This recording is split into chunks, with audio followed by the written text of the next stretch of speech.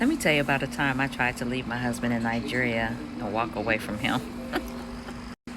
So we were out and about and we got into an argument. And I can't really remember what the argument was about now, but I remember I was really mad. And um, we were almost home and I asked him to pull over. I told him, I said, just let me out this car. Just, I'll walk. So after saying that over and over again and then trying to get out the car my own self, he stopped the car. And he was like, okay, get out. And even though I knew where I was at, I was like, I thought I knew where I was at. I was, it seemed like we were close to where we were going and I could walk from there.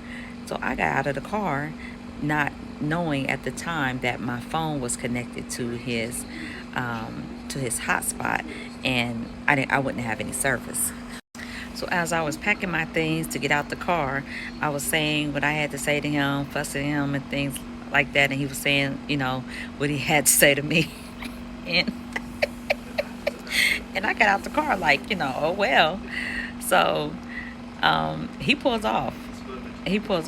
And so I started, trying to use my phone, and it just hit me. Okay, I don't have any network.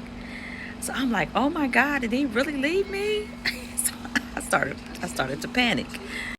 So this couple was walking like towards us, and I guess they heard us arguing, and they were looking at me like I was crazy, like I was a mad woman because I was yelling.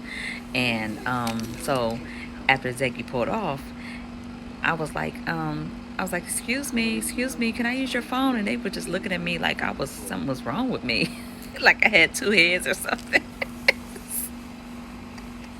Because I was really showing out, y'all. I was showing out. But they just kept walking. They didn't stop. They didn't say like what's wrong. They were just looking like what is wrong with this lady. And and usually y'all know I don't really talk in public. But I was talking that day and I was like, excuse me, did y'all hear me? Can I use your phone? I just need to use your phone. And you would have thought that they were deaf, because they were just like walking and staring at me and totally ignoring what I was asking them to do. So after I saw that, no one was going to help me, and I was afraid to ask anybody else to use their phone, I started walking in the direction that I thought that he was going. And when I got to the place where I thought where my turn was, I noticed it was not the same place. It looked like the place, but it was not the same place. So I really didn't know where I was at. So at this point, I'm lost. Again, I started to panic. I was like, oh my God, where am I at? I was like, Lord, please, please. And I'm still pressing this phone like it's really going to work. Um, so after standing there, I just stood there because I didn't want to go somewhere where he couldn't find me.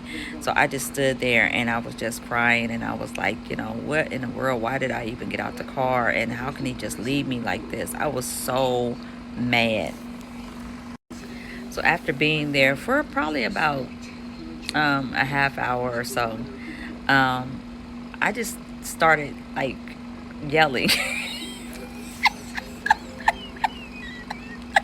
I was acting a fool. I started yelling and I was like, can someone help me?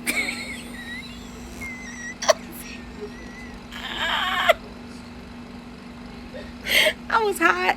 I was bothered. I wanted some water, and I was fed up. I was pissed off. I was so mad at him. I was like, how could he just leave me like this? So, like I said, after a while, he came back, and it was probably like 30 minutes later. He came back, and he was like, get in the car. And I was like, no, I'm not getting anywhere. I'm not going anywhere with you. I'm going back. I'm going back home. Just take me to the airport. He was like, okay, I'll take you to the airport. Just get in the car. I was like, no. And I'm still being stubborn. The way that sun was beaming down on me, and how thirsty I was, and how irritated I was not about to let him pull off again, because he showed me the first time that he would. So I knew, okay, my tantrum is going to have to end soon. This tantrum I'm having is going to have to end soon, because I'm not about to stand out here for another 30 minutes. So he warned me again. Cammy, get in the car. If you want to go to the airport, I'll take you to the airport, but just get in the car. And I was like, just standing there not saying anything, just staring at him. He said, okay, I'm going to give you 2 minutes to get in the car. And when I tell you, it was seconds before that 2 minutes was up. He was the wheels was rolling. I was like, "Get let me in, y'all." You should have seen me try to jump in that car. You would think I was one of the actors on the Dukes of Hazzard. I was trying to jump in that car so quick. And I was like, you know what? I was like, take me to the airport right now. Right now. He started driving off, and when he turned, I saw exactly where we were. And we were right, I was like right around the corner from the place that we were going to. So everything clicked on me. I just turned too quick, and I so it didn't look familiar. And he said, Kimmy, I was right there watching you the whole time. He said, I saw you acting the fool, talking to yourself, yelling and screaming. He was like, you holler too much, oh. He said, he said, you holler too much. And I was like, I'm still staring at him because I'm still mad. I was like, go get me some water, please. Please, just give me some water. Acting really entitled, and just I was acting up. I was acting up.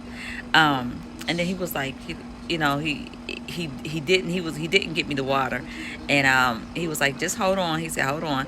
I said, Ziggy, I'm thirsty. I've been standing in the sun. He said, whose problem is that? Whose problem?